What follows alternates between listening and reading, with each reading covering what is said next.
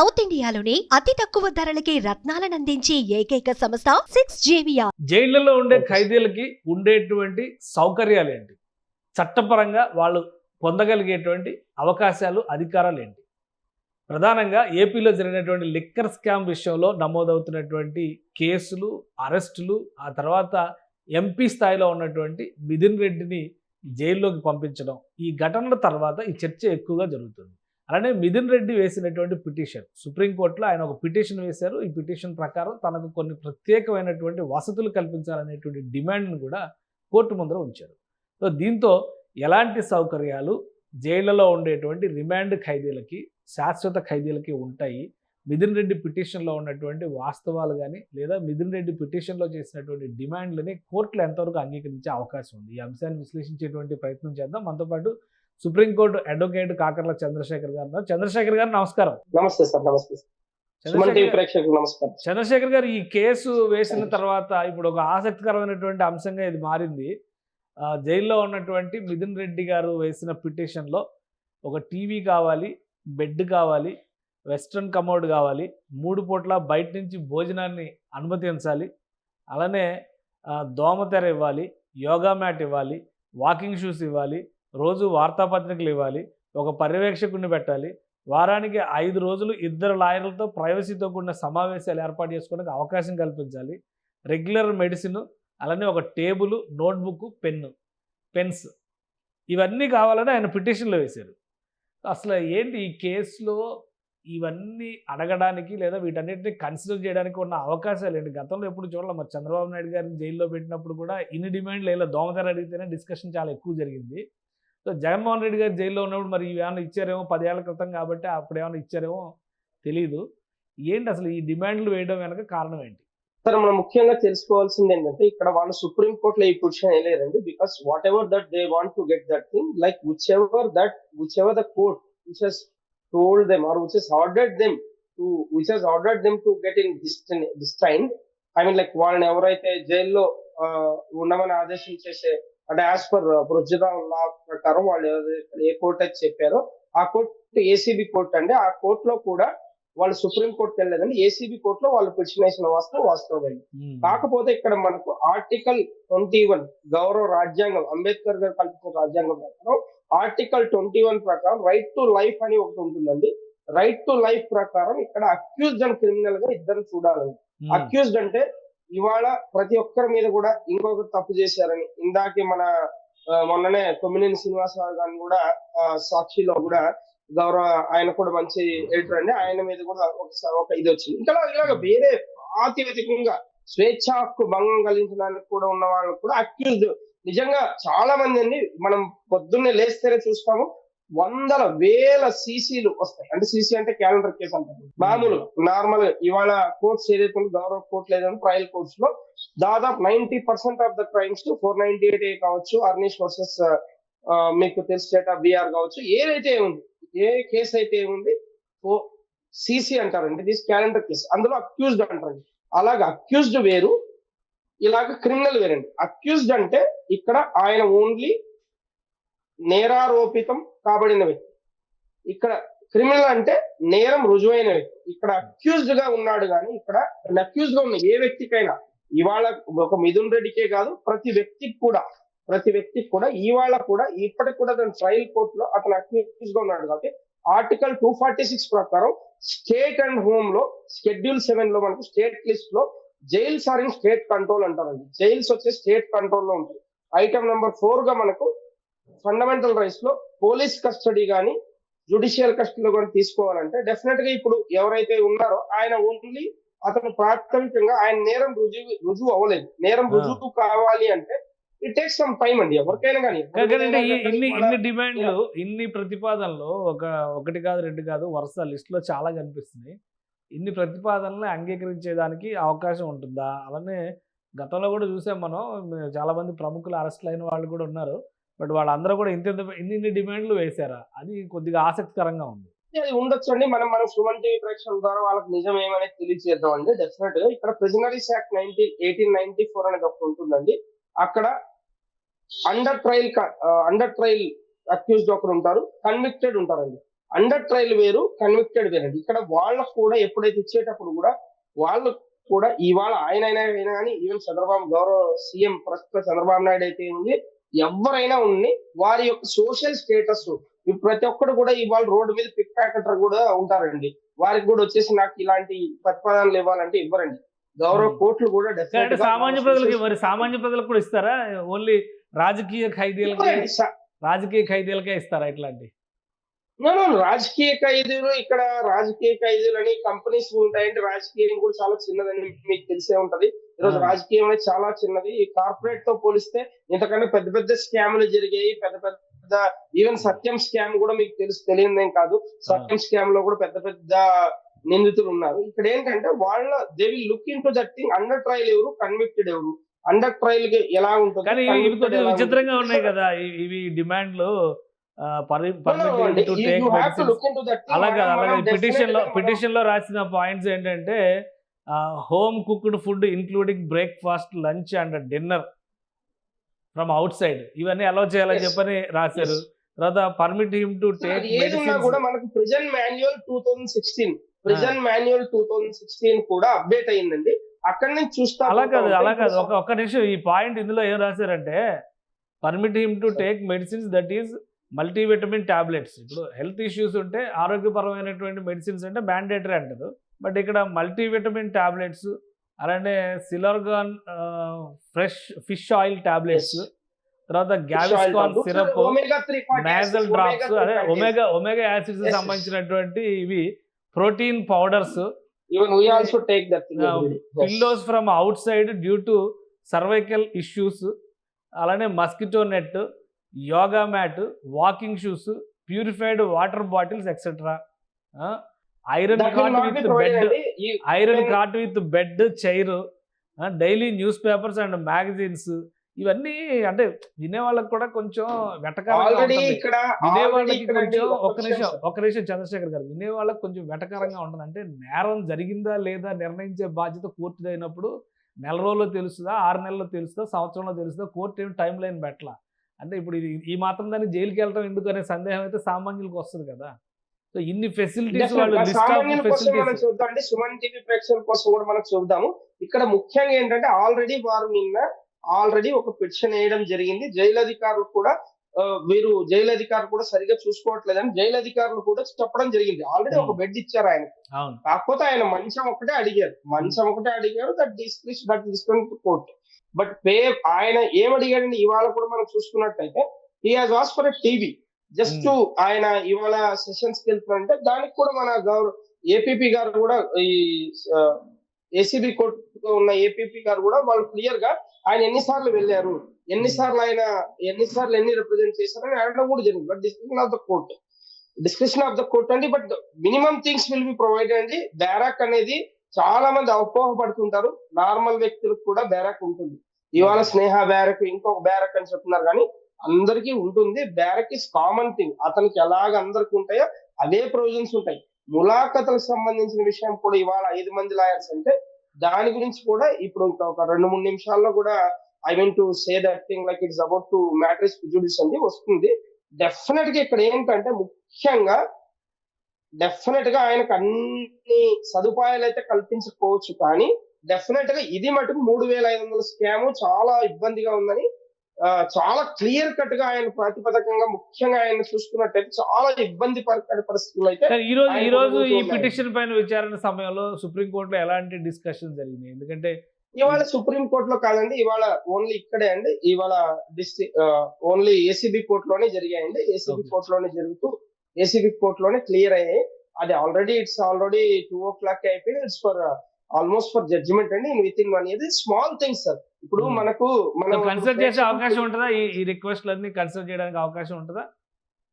Sir these are the basic things sir. ఇప్పుడు prisoner act 1894 basic things అంటారు. చంద్రబాబు నాయుడు గారు జైల్లో ఉన్నప్పుడు దోమలు కొడుతున్నాయి, నెట్ ఇవ్వండి అంటేనే చాలా వెటకారాలు ఆడారు. ఆ వీడియోలు అన్ని కూడా ఇప్పుడు వైరల్ అవుతున్నాయి.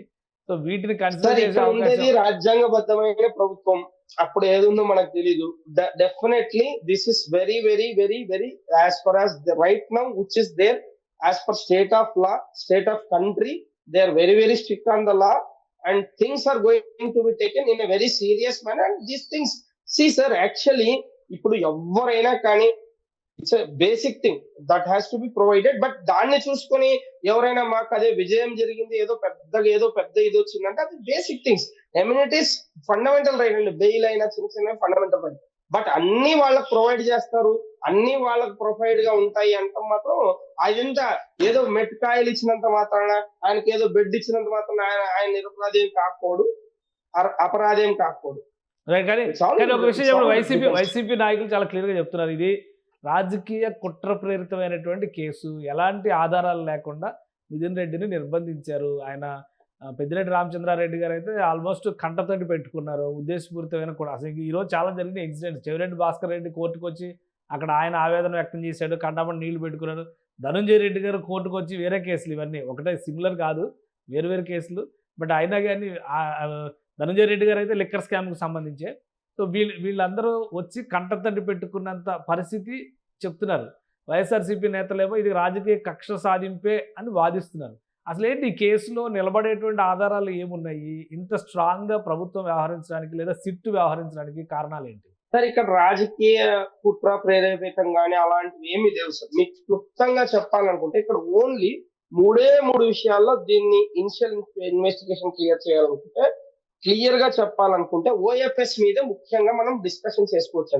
ఇవాళ ముఖ్యంగా ఓఎఫ్ఎస్, ఇప్పుడు ఓఎఫ్ఎస్ అనేది ఆర్డర్ ఫర్ సప్లై అండి. ఏదైతే వాళ్ళ కిక్ బ్యాక్స్ కోసం ఇలాంటి కొత్త బ్రాండ్లు, అబ్నార్మల్ ఇంక్రీజ్ ఆన్ ప్రైస్, కొత్త బ్రాండ్లు ఎక్కడ వచ్చాయండి, కొత్త బ్రాండ్లు వీళ్ళు తీసుకురావడం, దీన్ని పెంచడం. ఓఎఫ్ఎస్ లో కూడా మనం చూసుకున్నట్టయితే 3 నెలలు ఓఎఫ్ఎస్ ఫార్ములా కూడా బేసిక్ గా ఇప్పుడు కాదండి, దాదాపు 20 ఏళ్ల క్రితం కూడా నెట్ ఉండేది కాదు, ఏది ఉండేది కాదు. ఆ దాదాపు 25 ఏళ్ల క్రితం మనం చూసుకున్నట్టయితే మాన్యువల్ లోనే వాళ్ళు అయినా కూడా ఇదే సిస్టమ్ ఆల్ ఓవర్ ఇండియా అండి, not only here. OFS order for supply 3 నెలల్లో ఒక యావరేజ్ సేల్ ఎంత ఉంది, సపోజ్ ఒక బ్రాండ్ ఉంటుంది, వాట్ ఎవర్ ఇస్ దర్ మెక్డౌన్ ఉండొచ్చు, I mean like any some brand అండి, ఏదైనా ఉండొచ్చు. 3 months యావరేజ్ సేల్ ఎంత ఉంది, దాని ఇంటూ 150% ఇవాళ 3 months ఒక మొగ్డవేల్ బ్రాండ్ ఒక స్టేట్ లో ఒక 2000 యూనిట్స్ వెళ్ళింది అనుకో. 2000 చాలా తక్కువ అండి, బట్ మినిమం 2000 మనం తీసుకున్నాం అనుకోండి, 150, 2000 into 150 almost 30,000 minus stock available. ఇవన్నీ స్పెక్యులేషన్స్, ప్రూవ్ చేయడానికి ఆధారాలు లేవు అంటారు వైసీపీ నాయకులు. ప్లీజ్ No, చట్టాలకు ఆధారం లేదండి. Let me clear this thing. This is the main thing we have to tell to the people. So, transit and stock ఏంటి, transit and stock available ఏంటి, ఈ ఫార్ములా వీళ్ళు అవైలబుల్ చేశారా, number 1 point.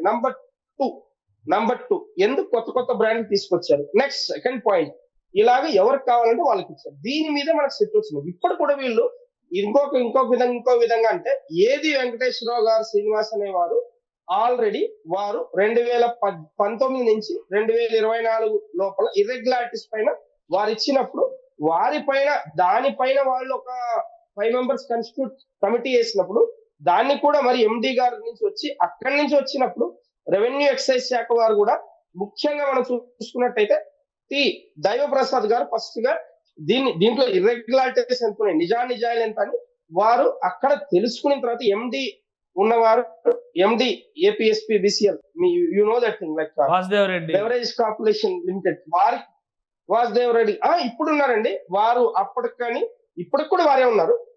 I mean like these things వారికి కానీ పెట్టిన తర్వాత అంతా ప్రొసీజరల్ గా వెళ్ళింది. ఇక్కడ ఏమి కక్ష సాధింపడానికండి, కక్ష సాధింపని చెప్పడానికి ఎలా చెప్తారండి, కేసు వాదనలకైతే బలంగా నిలబడుతుంది అంటారు మీరు.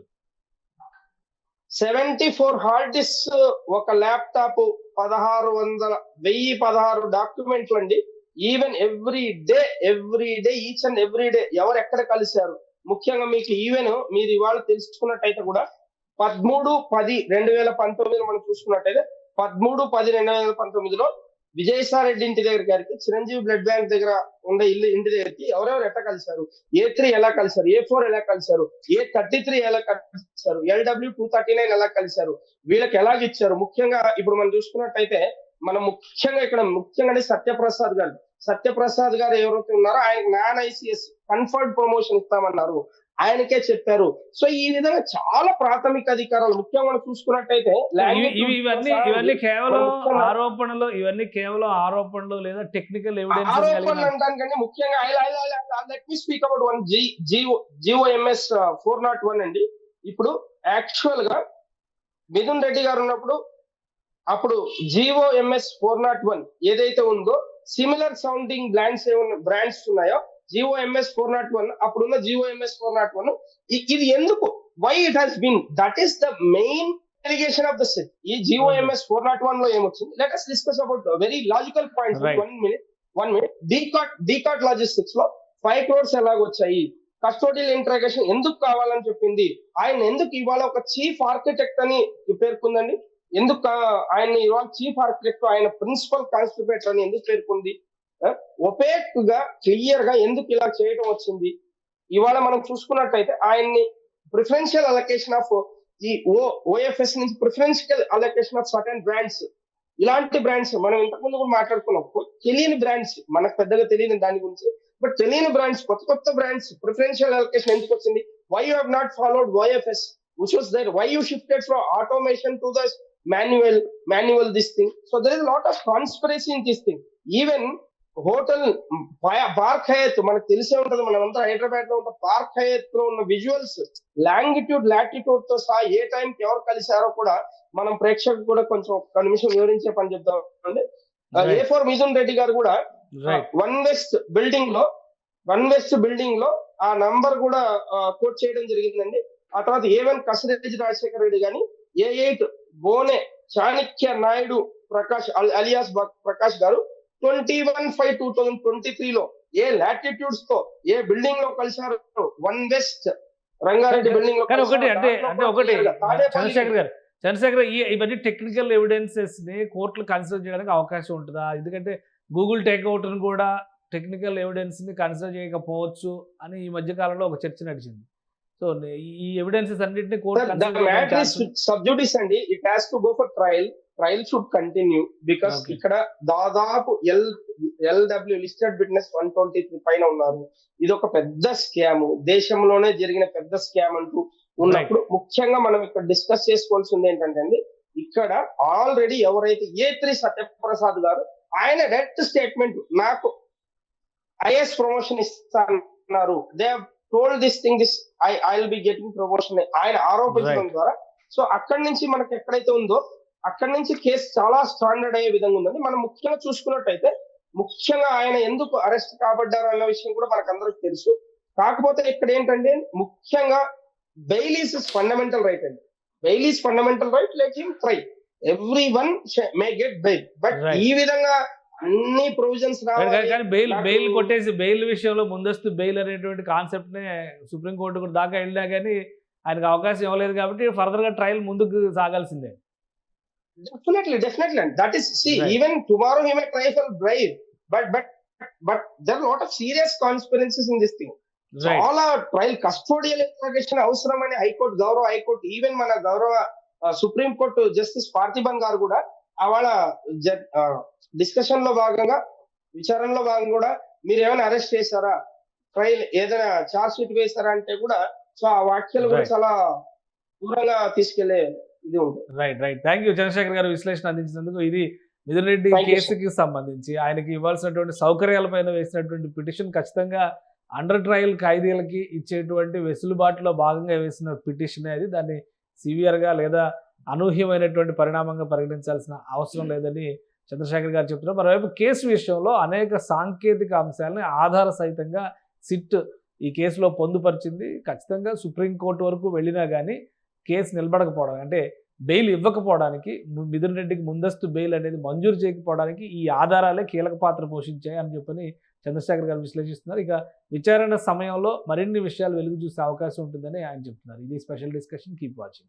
సుమన్ టీవీలో మీ పర్సనల్ అండ్ బిజినెస్ ప్రమోషన్స్ కోసం కింది నెంబర్కి కాంటాక్ట్ చేయండి.